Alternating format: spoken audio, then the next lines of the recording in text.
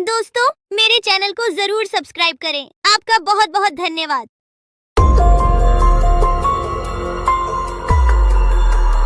बहुत साल पहले की बात है। लक्ष्मीपुर के जंगल में एक पुरानी झील थी। वहाँ दिन में तो कोई घटना नहीं होती, पर थोड़ा सा भी अंधेरा छाते ही वह झील एक खूनी झील बन जाती। उस दौरान जो भी जानवर उस झील पर पानी पीने आ जाता, वह जिंदा वापस नहीं आता। कहाँ जाता, आज तक किसी को उसका पता नहीं चला था। यही वजह थी कि जंगल के सारे जानवरों ने, यहाँ तक कि जंगल की राजा शेर ने भी उस झील को खूनी झील घोषित कर दिया था। अब पूरे जंगल में कोई भी शाम को उस झील की तरफ जाने की हिम्मत नहीं करता था।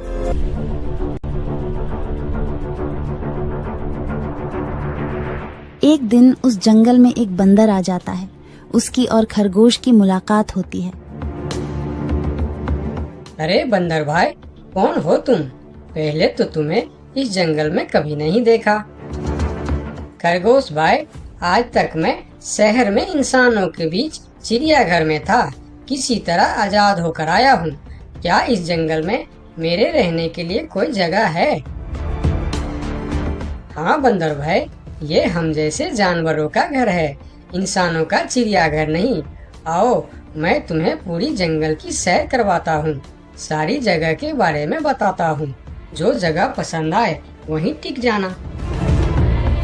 और खरगोश बंदर को पूरा जंगल घुमाता है। हाथी, जिराफ जैसे कई जानवरों के रहने की जगह ही नहीं, वहाँ के राजा शेर की भी गुफा दिखाता है, पर उस खूनी झील के बारे में ना बताता है और ना उसे वह दिखाने ले जाता है। बंदर वहीं बरगद के एक बड़े से पेड़ को अपने रहने के लिए पसंद कर लेता है। वहाँ रहते हुए अभी उसे 2 दिन ही गुजरते हैं कि तीसरे दिन शाम को घूमता हुआ वह उसी खूनी झील के पास पहुँच जाता है। अरे वाह, कितने सुंदर झील है। जी तो करता है ठंडे ठंडे पानी में कूद कर नहा लूं, लेकिन सर्दी होने का डर है। चलो, आज सिर्फ ठंडा ठंडा पानी से अपना प्यास ही बुझा लेते हैं।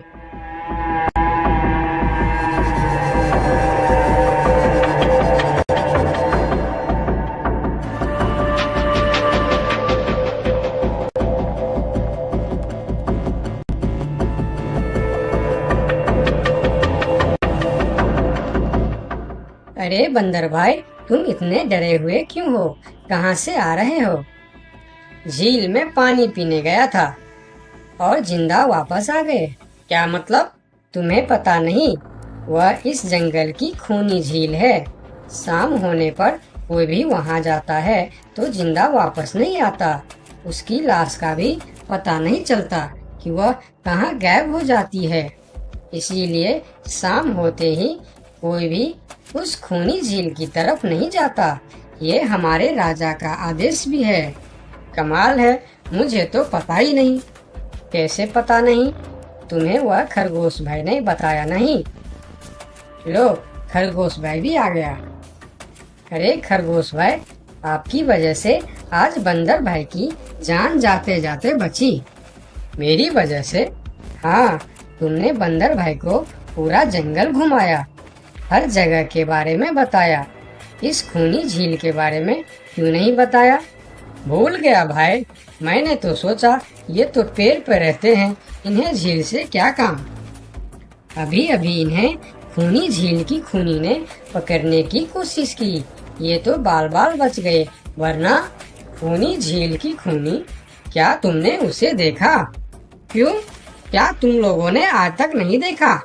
नहीं, हम में से कोई कभी भी शाम को उस तरफ जाते ही नहीं और दिन में कोई घटना नहीं होती। और यह बात वह जाकर शेर के दरबार में सभी को बताता है। उसकी बात सुनकर किसी को भी यकीन नहीं आता है। क्या बात कर रहे हो बंदर? मैं सच कह रहा हूँ महाराज, लेकिन हम लोगों तो कभी आज तक देखा ही नहीं, क्योंकि आप लोग उसे खूनी झील समझकर दिन में ही वहाँ जाते हो और शाम होते ही आप लोग डर के मारे वहाँ जाना बंद कर देते हो। पूरे दिन वह मगरमच्छ झील में छुपा रहता है, शाम होते ही चुपचाप निकलता है और झील के पास पानी पीने आए जानवरों को खा जाता है। और आप लोग समझते हैं कि यह झील ही खूनी है, जबकि खूनी यह झील नहीं, इसमें छिपा हुआ मगरमच्छ है। हमें तो यकीन नहीं हो रहा है। वही तो बंदर भाई, हमें अगर पहले पता होता कि आप इतने बड़े झूठे हो तो हम अपने जंगल में आपको रहने की कभी जगह नहीं देते। अरे यार, आप लोग मेरे बात पर यकीन क्यों नहीं करते? मैं आप लोगों का भलाई के लिए ही बोल रहा हूँ। अगर तुम्हारी बात सच्ची है तो क्या तुम उस मगरमच्छ को हमें दिखा सकते हो? क्यों नहीं महाराज, आज शाम होते ही आप लोग वहाँ जाकर पेड़ और पत्थरों के बीच छुप जाना। और फिर शाम को वह सभी उस खूनी झील के पास जाकर छिप जाते हैं। झील के किनारे जाकर बंदर 2-3 बड़े बड़े पत्थर उस झील के पानी में फेंकता है। पत्थर के गिरने की छपाक छपाक की आवाज सुनकर मगरमच्छ पानी के अंदर चलता हुआ शिकार करने वहां आता है। मगर वहां पेड़ के पीछे छिपे दिखाई देते हाथी को देखकर वह सावधान हो जाता है और सोचता है, अच्छा, तो यह लोग मुझे छुपकर देखने आए हैं। अब मैं क्या करूं? हाँ, ये लोग तो बेवकूफ है। इन्हें फिर से बेवकूफ बनाते हैं। मैं फिर से पत्थर बन जाता हूँ। देखा, हमने कहा था ना, झील में एक बड़ा सा पत्थर है। हाँ, देखो, यही पत्थर तो हमें हमेशा रात में दिखाई देता है। हाँ, वही तो। ये पत्थर सिर्फ रात को क्यों दिखता है, दिन में क्यों नहीं दिखता, कभी सोचा है?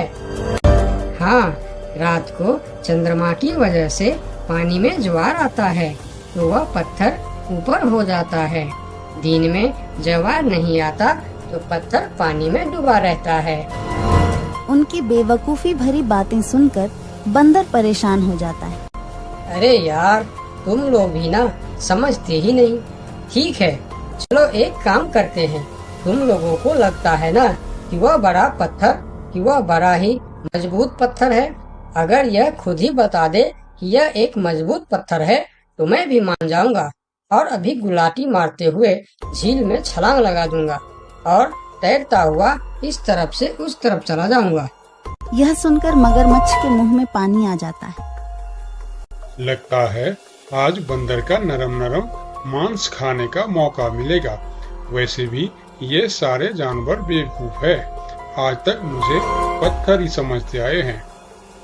मैं पत्थर हूँ, मैं मजबूत पत्थर हूँ। सुना आप लोगों ने? ये कैसे आप लोगों को बेवकूफ समझता है? अरे पत्थर भी कभी बोलते हैं क्या? अब सभी की समझ में बंदर की बात आ जाती है। रात भर सभी शेर राजा की गुफा में मीटिंग करते हैं। बंदर सही कह रहा था। यह मगरमच्छ जरूर कहीं दूसरे जगह से हमारे जंगल में आ गया है। लेकिन अब क्या करे? अगर धरती पर होता तो मैं उसे धूल चटा देता था, लेकिन पानी में हमारा शक्ति कम हो जाती है। तो क्या इससे हमें कभी छुटकारा नहीं मिलेगा महाराज? मेरे ख्याल से तो नहीं। मिलेगा महाराज। ये पानी में भी रहेगा, हमें देखेगा भी, मगर वह कुछ कर नहीं पाएगा। ये कैसे हो सकता है? हो सकता है हाथी भाई। बस आप लोग मुझे 2 बड़े बड़े रस्सी दे दो। रस्सी का क्या करोगे? मैं शहर के चिड़ियाखाना में था तो एक एक तरीका सीखा है जानवरों पर कब्जा करने की। हम इस पर कब्जा कर लेंगे। और बंदर को 2 बड़ी बड़ी रस्सी लाकर दी जाती है। फिर बंदर उन सभी के साथ रस्सी लेकर उस खूनी झील पर पहुंचता है।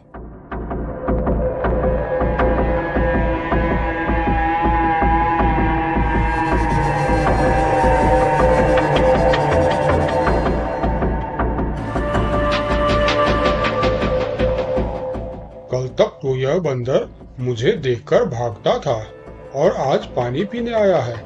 लगता है ये भी दूसरे जानवरों की तरह मुझे पत्थर समझने लगा है। अभी इसे अपना निवाला बनाता हूँ।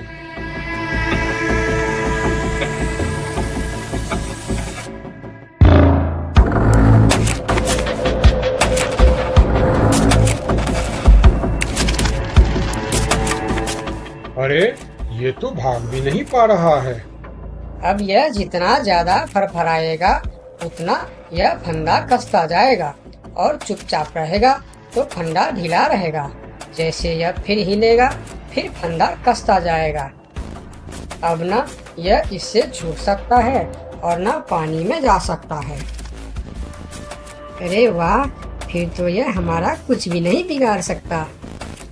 अब हम सारे जानवर इस झील में कभी भी पानी पी सकते हैं, कभी भी नहा सकते हैं। अब यह हमारा कुछ भी नहीं बिगाड़ पाएगा। अरे वाह बंदर भाई, मान गए। आपने तो हमारी समस्या ही खत्म कर दी, वरना रात भर हमें प्यास ही रहना पड़ता था कि हमें झील में पानी पीने गया और झील ने हमें खा लिया। तो आज हमें एक बात समझ में आई है कि किसी भी अफवाह के चक्कर में हमें अपनी जगह छोड़कर नहीं जाना चाहिए, बल्कि उस अफवाह का समाधान क्या है वह खोजना चाहिए, क्योंकि कोई भी जगह खूनी नहीं होती, उस जगह पर रहने वाला खूनी होता है।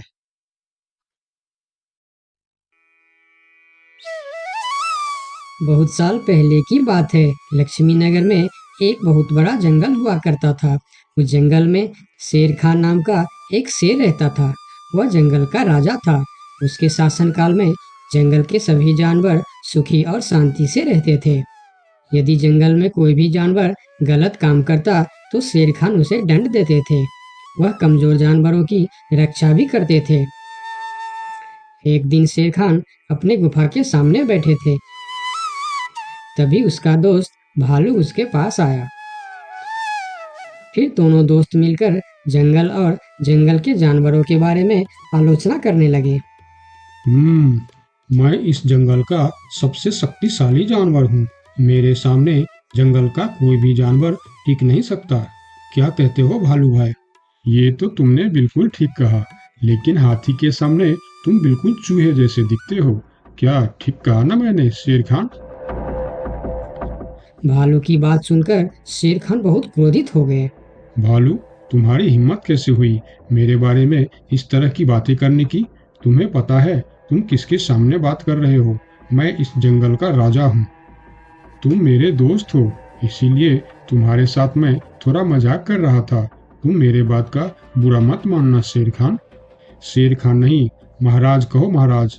मैं इस जंगल का राजा हूँ, इसीलिए बाकी जानवरों की तरह तुम भी मुझे आज से महाराज कह के ही बुलाओगे। लेकिन शेर खान, हम दोनों दोस्त हैं, फिर भी तुम ऐसे क्यों बातें कर रहे हो? दोस्त है नहीं, दोस्त थे। आज से हमारी दोस्ती खत्म। आज के बाद मैं तुमसे कभी बात नहीं करूंगा। दोस्त कहकर मेरे सामने कभी मत आना। चले जाओ यहाँ से। अपने दोस्त का इस व्यवहार से भालू बहुत दुखी हुआ और वह वहां से चला गया। उसी जंगल में गोलू नाम का एक बंदर भी रहता था। वह दूसरों की चीज चुराकर भाग जाता था। एक दिन गोलू की चोरी करते समय शेर खान के एक सिपाही के द्वारा पकड़ा जाता है और उसे शेर खान के सामने विचार के लिए लाया जाता है। गोलू को देखकर शेर खान कहते हैं, गोलू, तुम्हारी चोरी की किस्से जंगल के दूर दूर तक मशहूर है। तुम जानवरों के घर में ही नहीं बल्कि मेरे दरबार में भी बहुत चीज चोरी की है। इसीलिए मैं तुम्हें पहाड़ से गिराकर मारने की सजा घोषित करता हूँ। आज से ठीक 2 महीना बाद तुम्हें पहाड़ से गिराकर मार दिया जाएगा। अपनी मौत की सजा सुनकर गोलू बहुत रोने लगा और बोला, महाराज, मैं अब कभी चोरी नहीं करूंगा। मुझे माफ कर दीजिए महाराज। मेरे घर में छोटे छोटे बच्चे हैं, मुझे छोड़ दीजिए महाराज। लेकिन शेर खान ने उसकी फरियाद नहीं सुना। तब एक सैनिक उसे ले जाकर जेल में बंद कर देता है। उधर गोलू का दोस्त भोलू को जब इस बात का पता चलता है तब वह गोलू से मिलने के लिए कैद खाने में पहुंच जाता है और उससे कहता है, देखा गोलू, तुम पकड़े गए ना। मैं तुम्हें कितनी बार कहा था कि चोरी करना छोड़ दो। अब क्या होगा बताओ, कैसे निकलोगे यहाँ से? ये सब छोड़ो भोलू भाई, जो होना था वो हो गया। मुझे तो बस अपने परिवार की चिंता हो रही है। काश मैं मरने से पहले उनके लिए कुछ कर पाता। मेरे छोटे छोटे बच्चे हैं, बीवी है, अब उन सब का क्या होगा? मेरे बिना वह भी जीवित नहीं रह सकते। गोलू की बातें सुनकर भोलू सोच में पड़ गया। फिर वह शेर खान के पास गया और बोला, महाराज, मैं गोलू का दोस्त भोलू हूँ। मैं आपसे कुछ कहने आया हूँ। तो तुम गोलू का दोस्त भोलू हो। ठीक है, बताओ क्या कहना चाहते हो तुम। महाराज, मैं चाहता हूँ कि आप गोलू को कुछ दिन के लिए उसके परिवार के पास जाने दें, ताकि वह मरने से पहले अपने परिवार के लिए कुछ इंतजाम कर सके। मरने वाले का आखिरी इच्छा पूरा कीजिए महाराज। आप एक बार उसके परिवार के बारे में भी सोचिए। गोलू ने जो किया उसमें उसकी परिवार की क्या गलती है? अगर आप उसे कुछ दिन के लिए अपने परिवार के पास रहने दोगे तो शायद उसका परिवार बच जाएगा।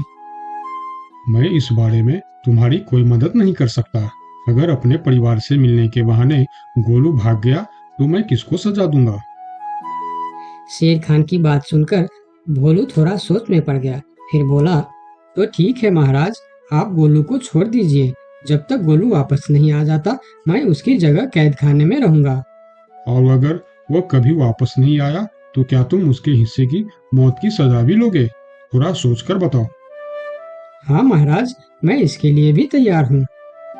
भोलू की बात मानकर शेर खान ने गोलू को कैद से निकालकर भोलू को कैद खाने में डलवा दिया। तब बाहर निकलकर गोलू ने भोलू को बोला, दोस्त तुम चिंता मत करना, मैं समय से पहले ही वापस आ जाऊंगा। ऐसा कहकर गोलू वहां से चला गया और भोलू गोलू की जगह कैद खाने में रहने लगा। इस तरह बहुत दिन बीत गया, लेकिन गोलू वापस नहीं आया। तब एक दिन शेर खान भोलू के पास आया। देखा बंदर, मैंने कहा था ना गोलू वापस नहीं आएगा। अगर कल सुबह तक गोलू वापस नहीं आया तो शर्त के अनुसार कल शाम के समय तुम्हें पहाड़ से गिरा दिया जाएगा।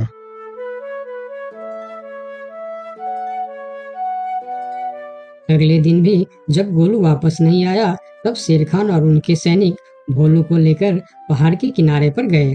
फिर भोलू को खाई के किनारे खड़ा करके शेर खान ने कहा, देखा ना मूर्ख बंदर, तुम्हारे दोस्त तुमको धोखा देकर चला गया। अब तुम मरने के लिए तैयार हो जाओ। लेकिन इस बार भी गोलू नहीं डरा और बोला, कोई बात नहीं महाराज, मैं अपने दोस्त के लिए मरने के लिए भी तैयार हूँ। मैं यह जानकर बहुत खुश हूँ कि मेरा दोस्त अपने परिवार के साथ खुश है। मेरे आगे पीछे और कोई नहीं है, मैं तैयार हूँ महाराज। शेर खान और भोलू के बीच बातचीत चल ही रही थी कि तभी थोड़ी दूर पर गोलू उनके और आता हुआ दिखाई दिया। फिर पास आकर उसने बोला, तुम्हें ऐसा करने की कोई जरूरत नहीं है दोस्त। तुमने मेरे लिए जो किया उसके लिए तुम्हारा बहुत बहुत शुक्रिया। अब मैं अपनी सजा पूरी करने के लिए तैयार हूँ। महाराज छोड़ दीजिए मेरे दोस्त को। गोलू, तुम्हें वापस आने की क्या जरूरत थी? मैं यह सजा ले लेता था। तुम्हारे घर में छोटे छोटे बच्चे हैं, बीवी है, उनका क्या होगा? मेरे परिवार में मेरे अलावा और कोई नहीं है, इसीलिए यदि मैं मर भी जाऊं तो मेरे लिए किसी को कोई दुख नहीं होगी। तुम यहाँ से चले जाओ। नहीं दोस्त, गलती मैंने की है, इसीलिए सजा भी मुझे ही मिलनी चाहिए। उन दोनों की दोस्ती को देखकर शेर खान सोचने लगे, ये दोनों अपने दोस्ती के खातिर एक दूसरे के लिए जान देने के लिए तैयार है, और मैं एक छोटी सी बात के लिए अपने सबसे अच्छे मित्र भालू से दोस्ती तोड़ दी। यह मैंने बहुत बड़ा गलती कर दी। मुझे इसका प्रायश्चित करना ही होगा। किसी को मरने की कोई जरूरत नहीं है। तुम दोनों की दोस्ती देखकर मैं गोलू की सजा माफ करता हूँ। और याद रखना गोलू, अगर तुमने फिर से चोरी की तो अगली बार मैं तुम्हारी सजा माफ नहीं कर पाऊंगा। नहीं नहीं महाराज, आज के बाद मैं फिर कभी ऐसा गलती नहीं करूंगा। आज से मैं ईमानदारी से मेहनत करके अपना परिवार चलाऊंगा। आपका बहुत बहुत धन्यवाद महाराज। ठीक है, अब तुम लोग यहाँ से जा सकते हो। उनके जाने के बाद शेर खान सीधा अपने दोस्त भालू के पास गया। भालू मेरा दोस्त, मैं यहाँ तुमसे माफी मांगने के लिए आया हूँ। मैंने जो उस दिन तुम्हारे साथ व्यवहार किया वह बहुत गलत था। मैं बहुत शर्मिंदा हूँ, मुझे माफ कर दो मेरे दोस्त। लेकिन महाराज, आपने तो कहा था। महाराज नहीं, शेर खान बोलो, शेर खान। आज से तुम मुझे महाराज नहीं शेर खान ही बुलाओगे, क्योंकि दोस्त एक दूसरे के नाम लेकर ही बुलाते हैं। आज से तुम मेरे सबसे अच्छे दोस्त हो। गोलू और भोलू की दोस्ती देखकर शेर खान को अपनी गलती का एहसास हुआ और उसने भालू से माफी मांगी और दोनों फिर से दोस्त बन गए। तो दोस्तों, इस कहानी से हमें यह सीख मिलता है कि कभी-कभी दूसरे के अच्छाइयों को देखकर भी हम अच्छा बन जाते हैं। इसीलिए हमें हमेशा अच्छे लोगों के साथ ही दोस्ती रखनी चाहिए और अच्छे-अच्छे काम भी करनी चाहिए।